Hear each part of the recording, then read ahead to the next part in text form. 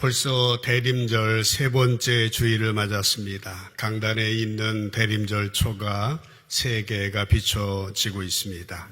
다음 주일이 되면은 대림절 네 번째 주일입니다. 성탄절 바로 전날 24일이고 하루가 지난 25일에는 우리가 준비하며 기다리는 성탄절이 되겠습니다.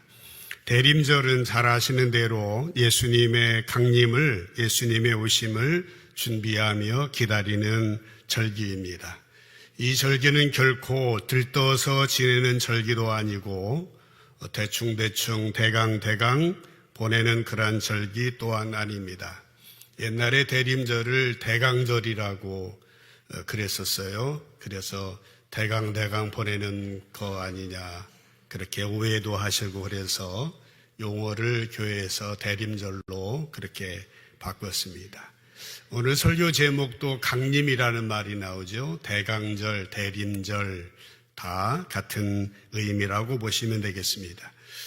영어로 대림절은 어드벤트라고 합니다. 그 뜻은 위대한 인물의 출현, 위대한 인물의 도착을 의미하는 것입니다. 그러므로 온 세상의 구원자이신 예수 그리스도께서 육신의 몸을 입으시고 이 땅에 오신 사건을 이제 준비하는 그러한 절기인 것입니다. 그러나 이것은 단순히 2000년 전에 오신 예수님을 다시 기억하는 그런 절기만은 아닙니다. 더 중요한 의미가 있다고 한다면은 세상 마지막 날 심판의 주님으로 다시 오실 주님을 기다리는 믿음도 이 대림절의 의미 속에 포함된다 할 수 있겠습니다. 더 중요한 의미가 하나 있다고 한다면 오늘 지금 여기에서 예수님이 친히 우리의 삶 속에 우리의 인생 속에 직접 개입해 들어오시는 실존적인 의미도 포함된다라고 볼 수 있겠습니다. 그러므로 이 대림절이라고 하는 것은 단순히 이제 옛날을 기념하는 것도 아니고 또 미래를 의미하는 것도 아니고 오늘 지금 이곳에서 우리의 삶의 현장 속에 우리의 인생 속에 직접 개입하시는 예수님의 오심을 준비하는 절기라고 하는 것입니다. 그러니까 신앙적인 의미에서 대림절은 낮에 속한 절기입니다. 대림절의 의미를 잘 가르쳐주는 말씀이 있습니다. 사도 바울이 로마 교회 성도들에게 로마서 13장 11절로 14절에 보면은 또한 너희가 이 시기를 알거니와 라고 말하면서 지금은 잠을 자다가 깰 때가 벌써 됐다. 지금은 잠자다가 깰 때가 벌써 됐다. 왜 그러냐? 우리의 구원이 처음 믿을 때보다도 가까워졌기 때문이다 라고 말하였습니다. 지금은 잠자다가 깰 때가 됐다라는 것입니다. 왜 그래요? 다음 12절에 보면은 밤이 깊고 낮이 가까웠으니 그러므로 어둠이 벗고 빛의 갑옷을 입자. 낮에와 같이 단정히 행하고 방탕하거나 술 취하지 말고 음란하거나 호색하지 말고 다투거나 시기하지 말고 오직 예수 그리스도로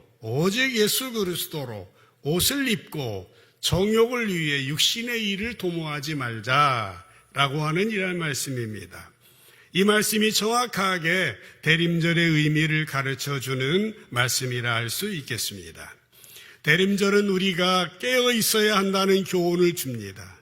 마치 전방에서 철책선을 지키는 군인들이 깨어 근무하는 것처럼 대강절의 메시지는 깨어 있으라라고 하는 것이라는 겁니다. 낮은 빛이 비치는 때입니다. 그 빛 가운데 무엇이든지 우리는 지켜볼 수가 있어요. 그러나 밤이 되면 어떠합니까? 캄캄해서 제대로 식별할 수 없는 것입니다. 그러므로 밤이 되면 등불을 준비해야 됩니다. 충분한 기름을 준비해야 됩니다. 그래서 밤을 낮처럼 밝혀야 된다라고 하는 것입니다. 이것이 바로 대림절에 임하는 우리들의 자세인 것이죠. 예수님께서는 마태복음 25장 13절에서 유명한 열처녀의 비유를 말씀하시던 중에 그런즉 깨어있으라 말씀하셨습니다. 그날과 그 시를 그때를 알지 못하기 때문이다 라고 하는 겁니다. 주님이 언제 오실지 아는 사람은 없습니다. 언젠가 오십니다. 도적같이 오십니다. 그러므로 우리는 계속해서 깨어 있어야 됩니다. 등불을 준비해야 됩니다. 나처럼 준비해야 되는 것이죠. 오늘 사도 바울은 데살로니가 교회 성도를 향하여서 기도하고 있는 내용인데 바로 대림절을 맞는 우리 성도들의 마음가짐이 어떠해야 하는지 이 구절을 통해서 우리는 살펴볼 수 있습니다. 특별히 중심 구절이 마지막 13절이었습니다. 13절을 보면은 너의 마음을 굳건하게 하시고 누가? 주님께서 굳건하게 하시고 우리 주 예수 그리스도께서 그의 모든 성도와 함께 강림하실 때에 어떻게 하느냐? 하나님 우리 아버지 앞에서 거룩함에 흠이 없게 하시기를 원한다. 그렇게 기도하고 있는 것입니다. 무슨 말입니까? 사도 바울은 데살로니가 교회 성도들이 예수님 오실 때에 모두 거룩한 성도로 세워지기를 원했어요. 흠이 없이 서기를 원했다라고 하는 겁니다. 그런 기도인 것이죠. 같은 뜻의 말씀이 로마서 15장 16절에도 나오는데요. 현대어 성경으로 보겠습니다. 나는 하나님의 은혜로 여러분 이방인들에게 보내진 예수 그리스도의 일꾼입니다. 그래서 여러분에게 복음을 전하고 여러분을 향내나는 제물로 하나님께 드려지기 위해서 복음을 전했다라고 하는 겁니다. 나의 임무에 최선을 다하고 있다는 것입니다. 이제 여러분은 성령님을 통해서 정결함을 받았으니 하나님을 기쁘게 하는 사람이 되었다라고 하는 이야기인 것입니다.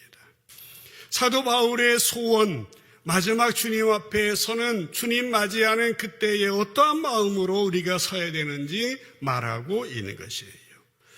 데살로니가전서 2장 19절 20절에도 우리의 소망이나 기쁨이나 자랑의 면류관이 무엇이냐? 그가 강림하실 때, 강림이라고 주님 재림하실 때, 주님 앞에 섰을 때에, 주님 맞이할 때에 우리 주 앞에서 너희가 아니냐라고 하는 겁니다.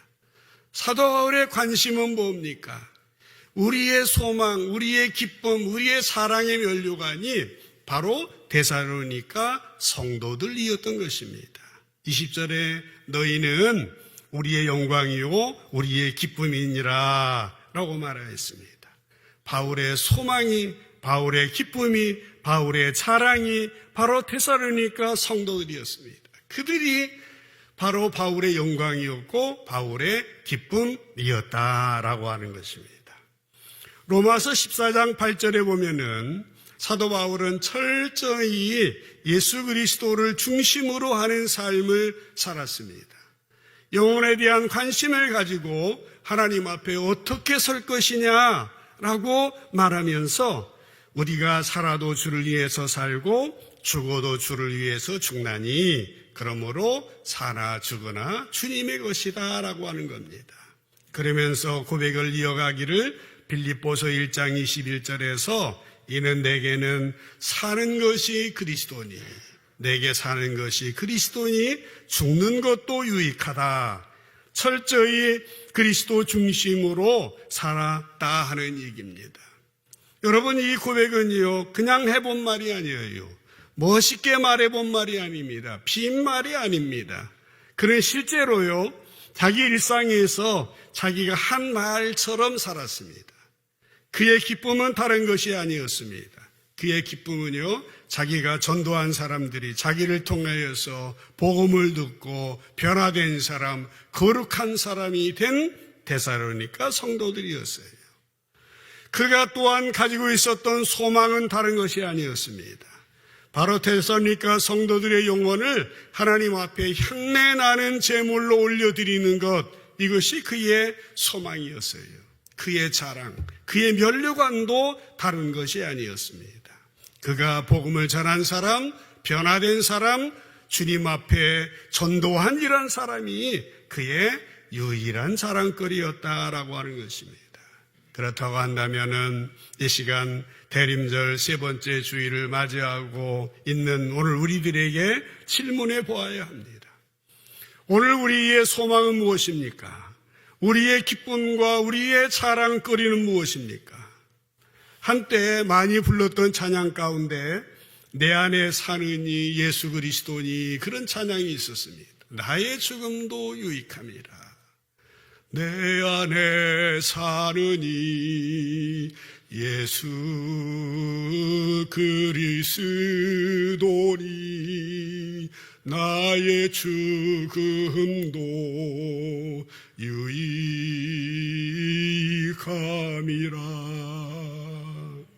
내 안에 사는 이가 그리스도이기 때문에 나의 죽음도 유익하다. 우리가 이렇게 은혜 가운데 의미를 생각하면서 옛사람이 나는 죽고 내 안에 예수님이 살아서 예수님의 능력으로 세상에 나아가 살아가자 이렇게 노래하였습니다마는 정작 우리의 삶은 어떠합니까? 우리의 삶은 쉽사리 변하지 않습니다. 여전히 예수님 중심의 삶이 아니라 나 중심의 삶이고 이기적인 내 앞의 문제에 골몰하는 그런 삶을 사는 것이 우리의 현실이다라고 하는 것입니다. 한때는 굉장한 헌신의 고백을 했지만은 어느덧 시간이 흘러간 이후에 우리의 모습을 보면은 그냥 그때뿐이었고 말뿐이었던 경우들이 많이 있는 것입니다. 그러므로 우리는 속지 말아야 됩니다. 우리 자신을 속이지 말아야 됩니다. 우리는 이 시간 주님 앞에서 우리의 마음의 문을 열어놓고 솔직한 마음으로 우리의 연약한 모습을 주님 앞에 고백해야 됩니다. 열어놓아야 됩니다. 우리의 연약하고 부족한 모습을 주님 앞에 인정하고 우리의 실상을 주님 앞에 드러내야 됩니다. 우리가 예수님 중심으로 말씀 중심으로 나를 이기고 세상을 이기고 마귀를 이기고 하나님의 뜻에 순복해야 되는 이러한 삶을 살지 못함을 주님 앞에 내려놓고 회개하며 새롭게 도전하고 새롭게 결단하고 새로 시작해야 된다라고 하는 것입니다. 이게 대림절에 우리의 결단이 되어야 하는 것입니다. 사도 바울의 기도의 제목, 사도 바울이 원하는 바, 그의 자랑, 그의 기쁨, 그의 소망, 그의 면류관이 무엇이었느냐라는 것입니다. 하나님 앞에 이기심을 내려놓고 하나님의 영광을 위하여 거룩하고 흠이 없는 존재로 살기를 원했다라고 하는 것입니다. 빌리 그라함 목사님이 유명한 말을 했었습니다. 우리 시대는 위대한 도전이 없는 시대다라고 하는 것입니다. 여러분 말이 어떤 것 같습니까? 우리 시대에 위대한 도전이 없다라고 하는 것입니다.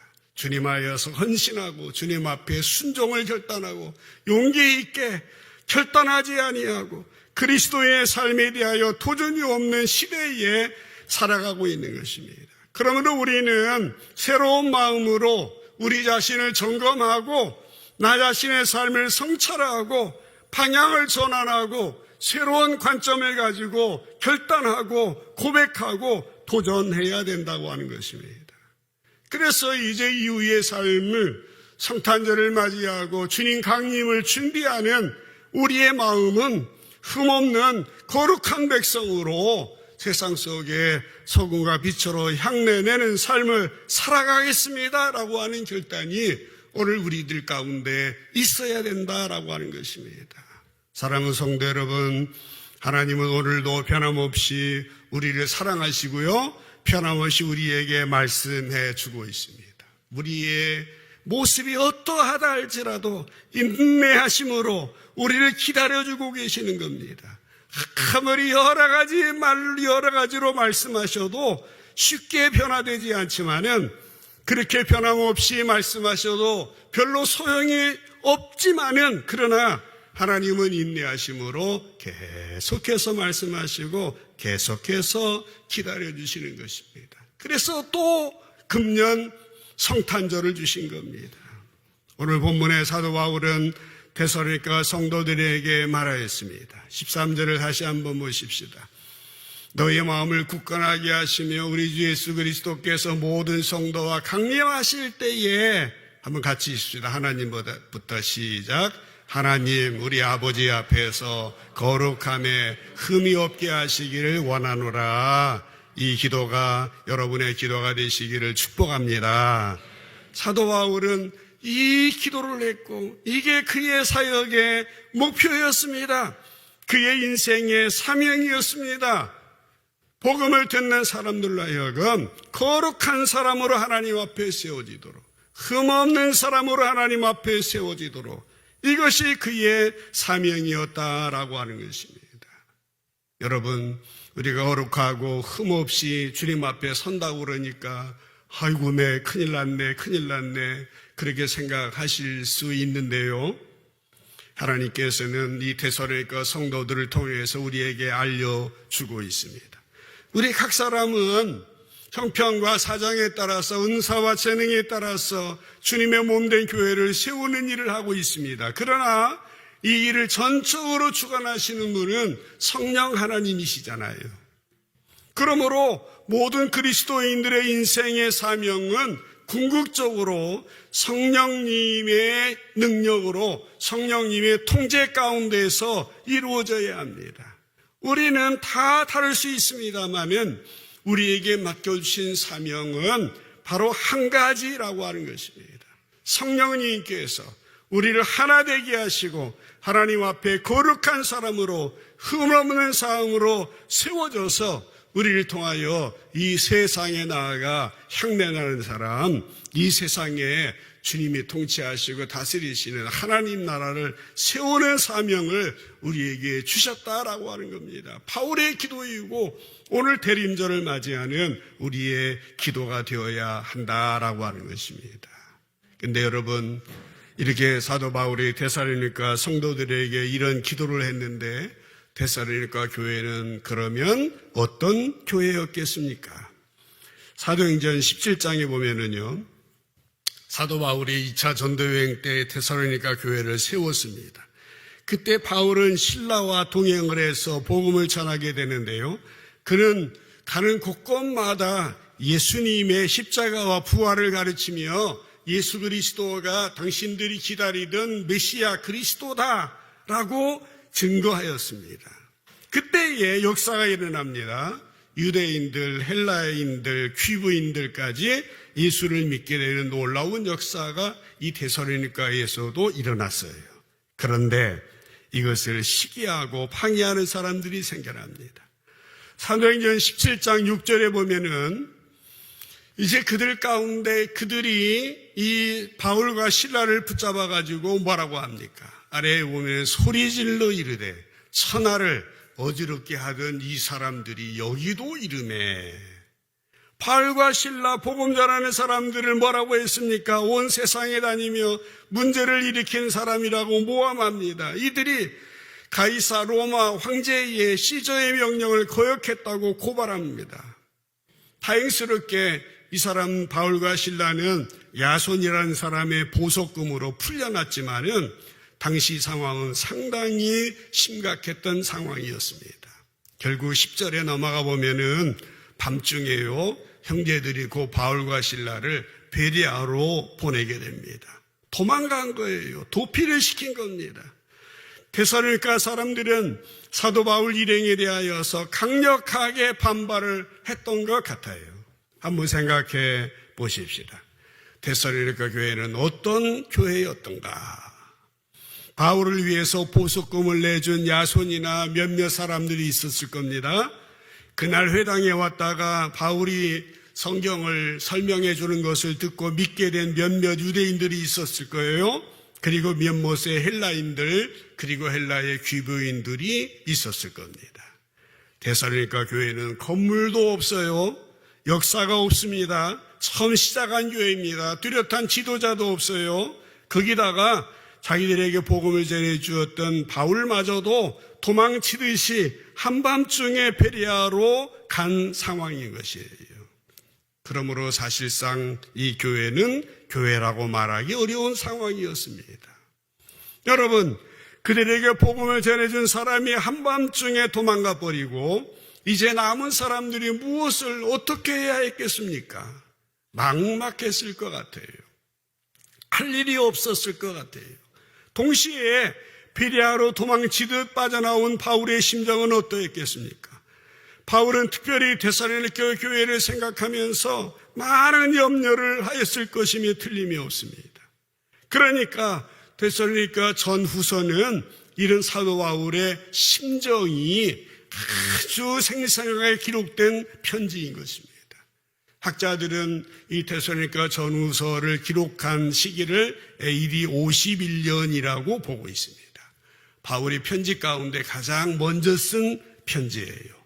여러분, 복음서 가운데 맨 처음 쓴 편지가 마가복음인데 마가복음은 55년도에 써졌어요.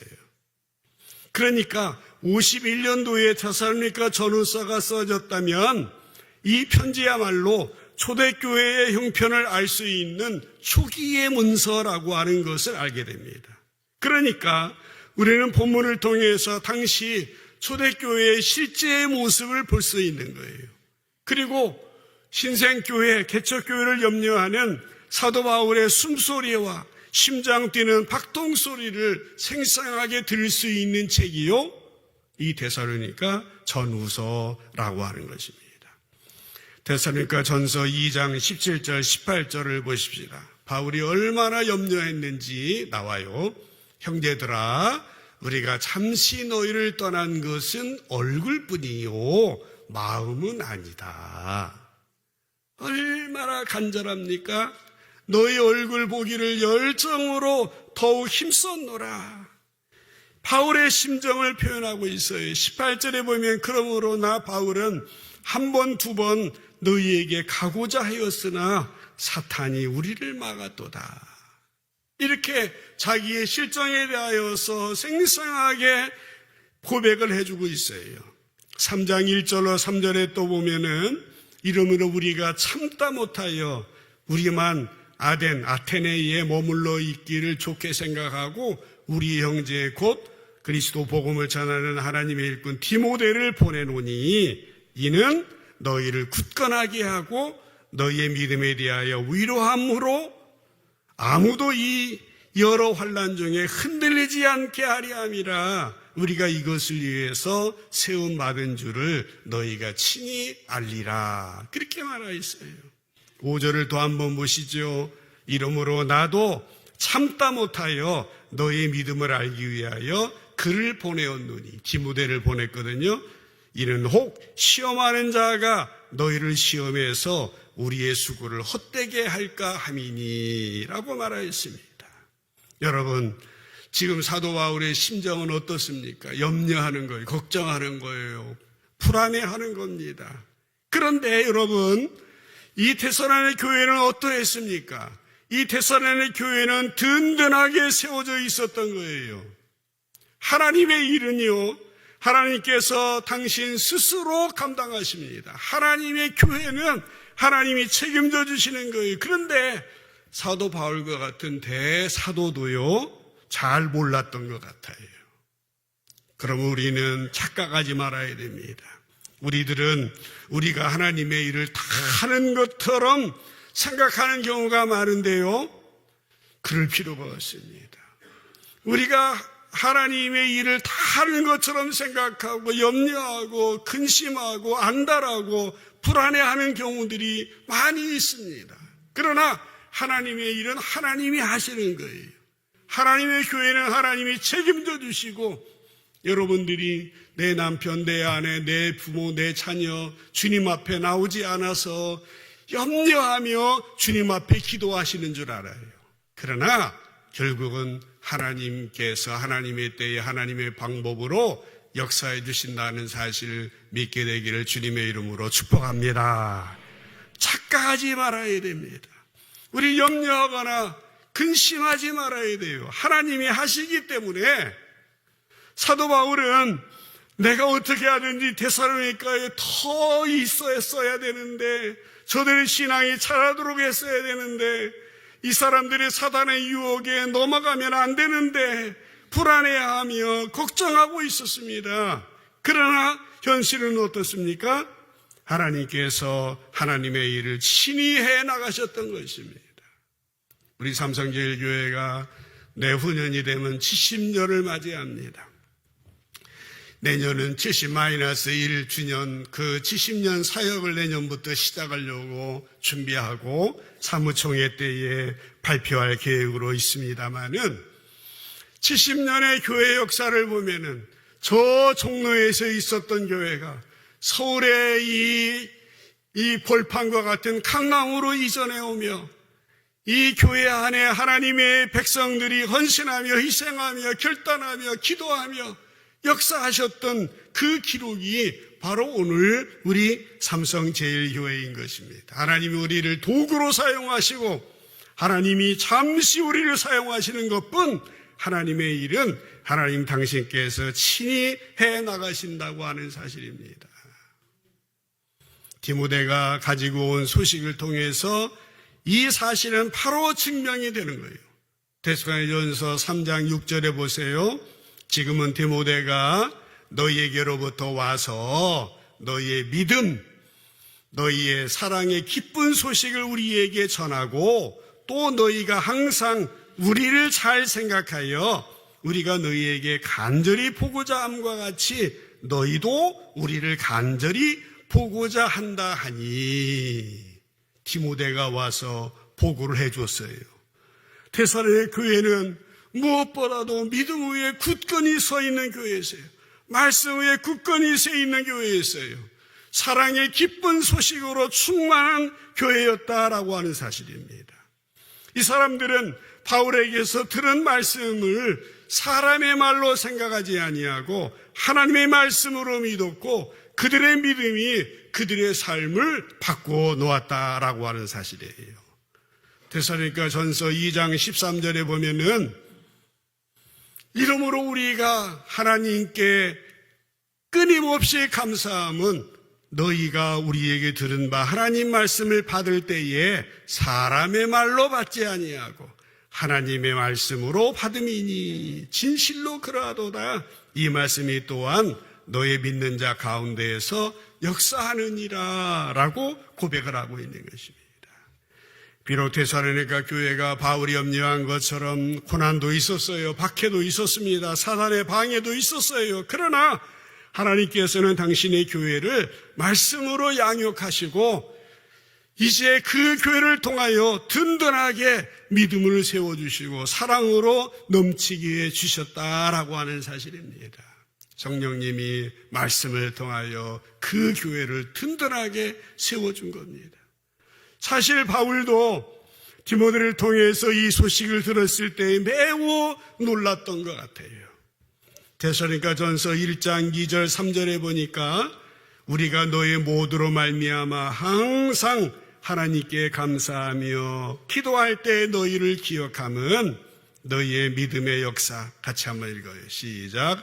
너희의 믿음의 역사와 사랑의 수고와 우리 주 예수 그리스도에 대한 소망의 인내를 우리 하나님 앞에서 끊임없이 기억함이니 아멘.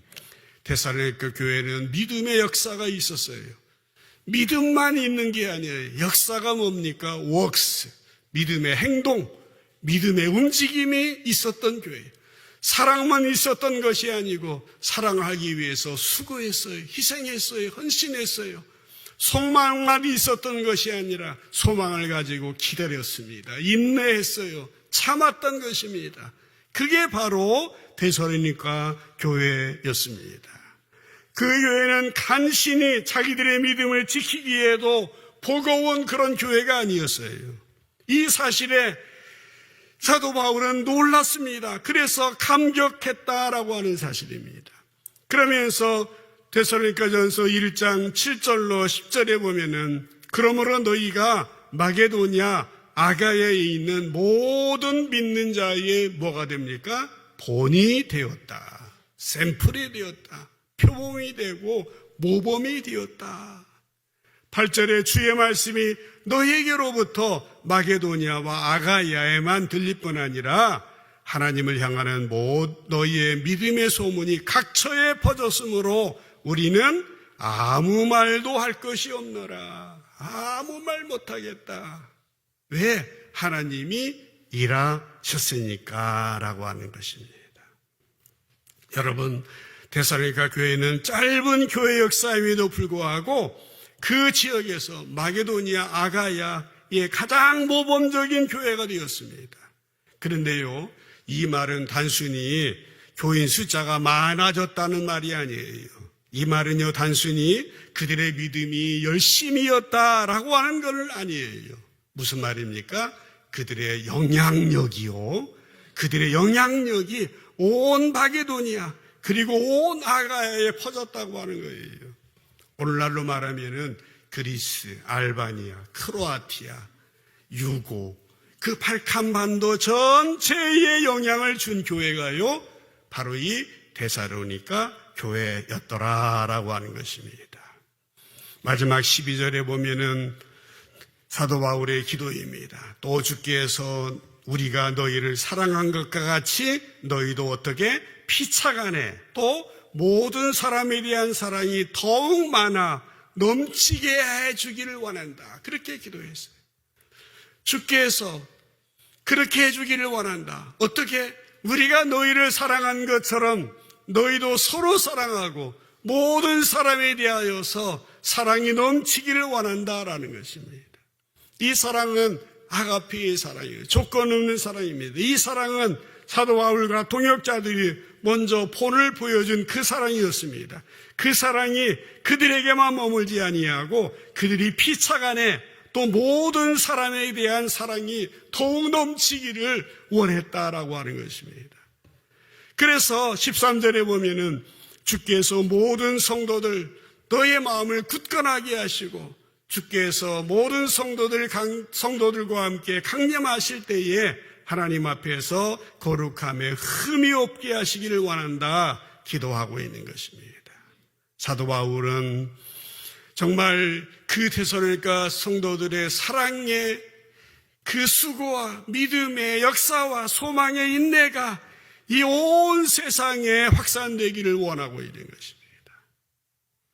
한 교회의 사랑이, 여러분 이 기도가 얼마나 놀라운 기도입니까? 한 교회의 사랑이 온 세상에 퍼지기를 원하고 한 교회의 믿음이 온 세상에 영향 주기를 원하고 한 교회의 기도가 온 세상을 바꾸어 놓는 그러한 교회가 되기를 원했다라고 하는 것입니다. 이것은 온 세상이라는 건 뭡니까? 교회 밖에 있는 사람들을 포함하고 있는 거예요.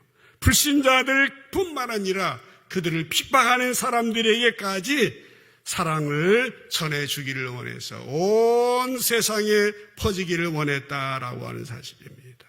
우리 모두는 장차 주님 재림하실 그날 그분 앞에 흠없는 거룩한 사람으로 서야 합니다.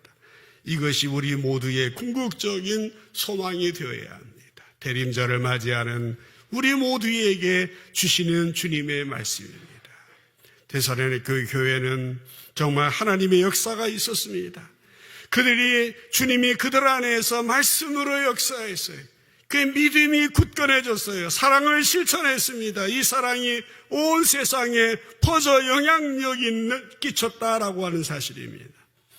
오늘 우리의 삶이 어떤 삶인지 다시 한번 점검해 보면서 부디 날마다 우리의 삶 속에 예수님이 일하시는 그러한 경험이 일어나야 됩니다. 그래서 이기적인 나 자신의 울타리를 넘어서 이제 이웃을 사랑하며 그리고 그리스도의 사랑을 전파하는 우리들이 되어야 합니다. 우리의 믿음이 다른 사람에게 영향을 주고 우리의 사랑이 다른 사람에게 영향을 주는 우리의 기도가 주변에 영향력을 끼치는 그러한 사랑이 되고 믿음이 되고 기도가 되어야 된다라고 하는 사실입니다.